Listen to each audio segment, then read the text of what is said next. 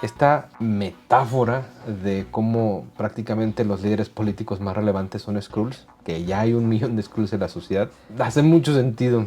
Si fuera la explicación realista de por qué muchos de nuestros líderes políticos hacen lo que hacen, lo creería.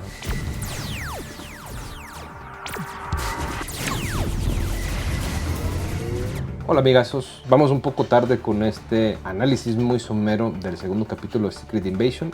Le di prioridad a otras cosas. He notado que a muchas personas, no tanto que no les esté gustando, pero como que no les llamó en general la atención esta serie.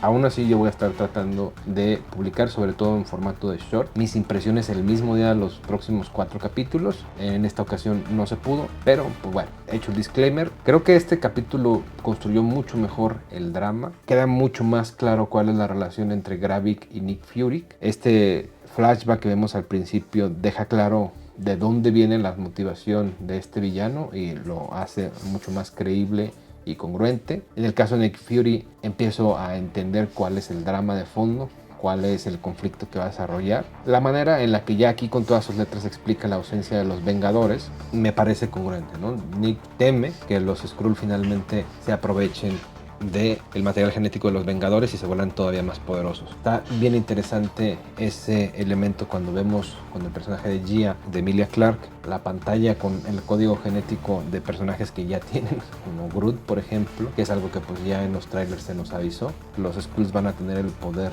de Groot. Definitivamente lo más sobresaliente de este capítulo fueron las actuaciones de Olivia Colman y del propio Sam Jackson, magistrales ambas con sus monólogos y sus momentos oscuros. Es triste la ruptura entre Talos y Nick Fury, seguramente se va a ir desarrollando y creo que yo sí vería una muerte de Talos en esta primera temporada.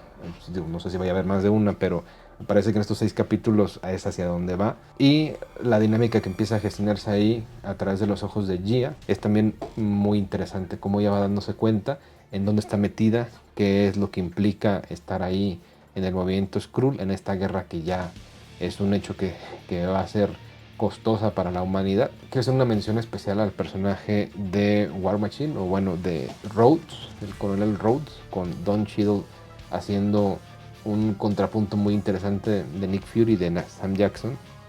La verdad es que fue una conversación llena de matices y aunque todo internet dice que este no es Rhodey, sino que es en realidad un Skrull, creo que sí sería mucho más fuerte que esto no fuera así, que en realidad sí fuera Rhodey, y de ver cómo él considera que esta es ahora su manera de defender sus ideales.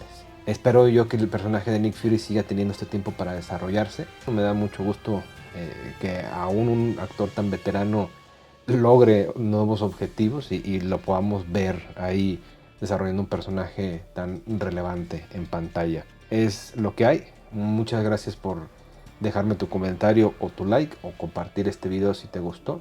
Yo voy a seguir publicando estos análisis semana con semana. Yo soy Dani Divagues. Hasta la próxima. Plebe, ¿qué pasó ahí? Es una Skrull. ¿Pero el Nick sí sabe o qué onda? No, pues se cambió antes, pero si sabe o no sabe. Ah, Caracas. Ah, Caracas. ¿Es la misma tú?